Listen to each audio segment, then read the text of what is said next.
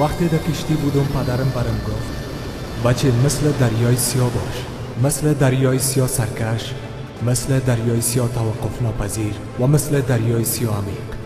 میگفت اگه مثل دریای سیاه باشی و دربارش بفهمی باز میتونی که موجای دریای سیاه را تحمل کنی.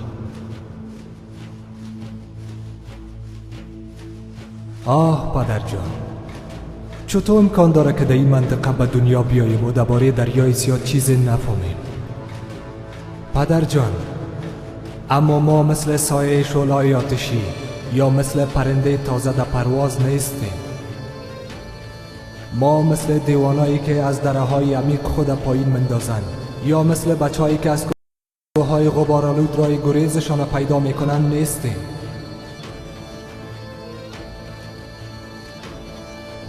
پدر جان، ما بیازو میفهمیم که چه قسم از موجهای دریای سیاه خود محافظت کنیم.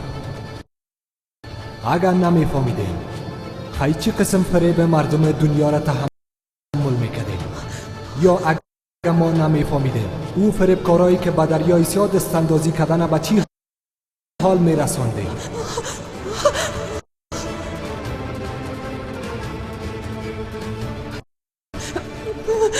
میگن که اگر دریای سیاه امیدش از دست بته باز زد میکنه. حال تو زد بازی را بیان کو دریای سیاه. اگر ما بیان کنم مرا دیوانه میگن.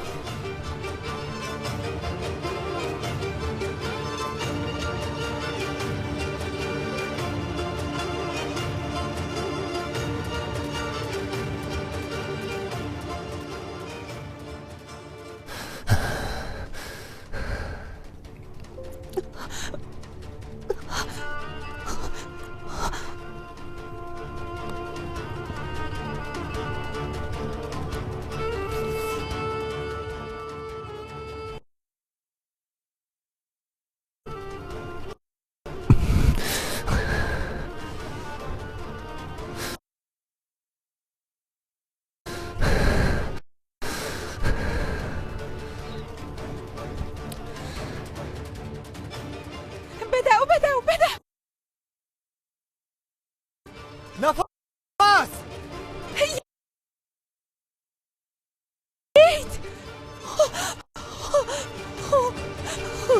آرام، حالا از این طرف.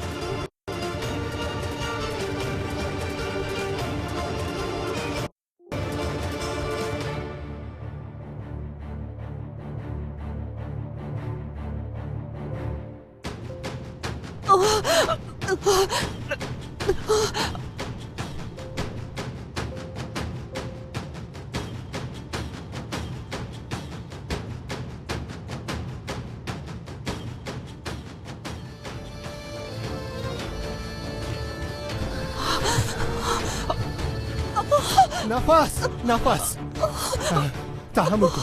کم مونده بریم. از این طرف بدا.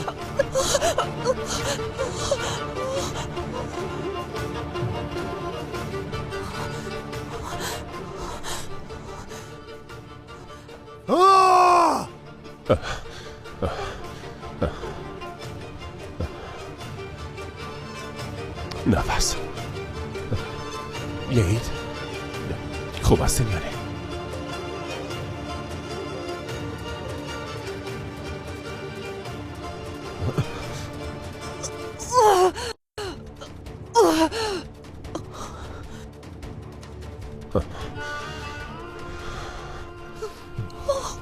دشمن جان ما؟ مسئله تا پایین که ودت تو زن و اولاده ما گرختاندی تایر. تا تو را از بین نبرم اصله ما پایین نمیکنم.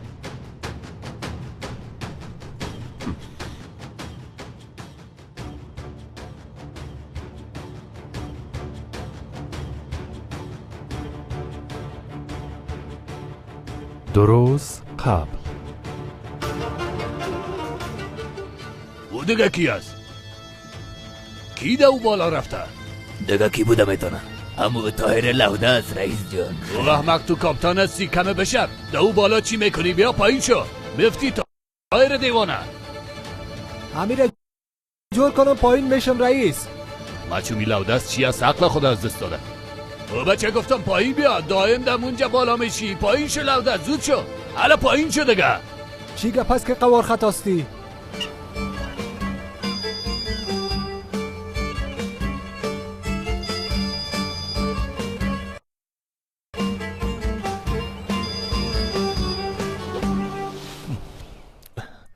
چی گپ است بگو چی گپ است؟ نه ما حالا تو را میکشم.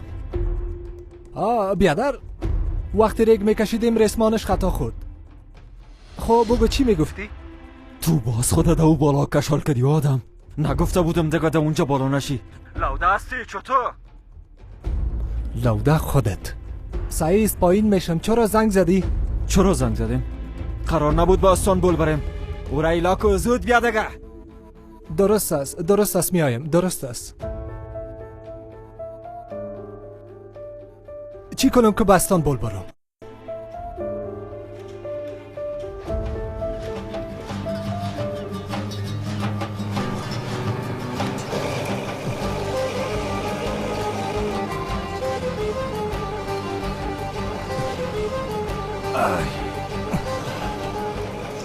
بکشش بالا.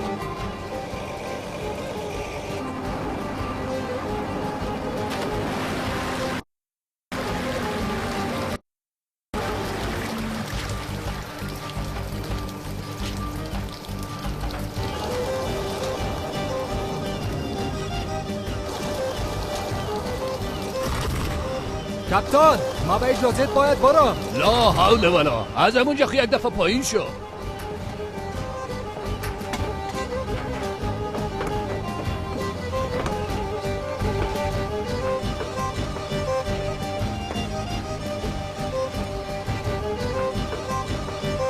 فکری پدر مرام خطامو گوشا برسان.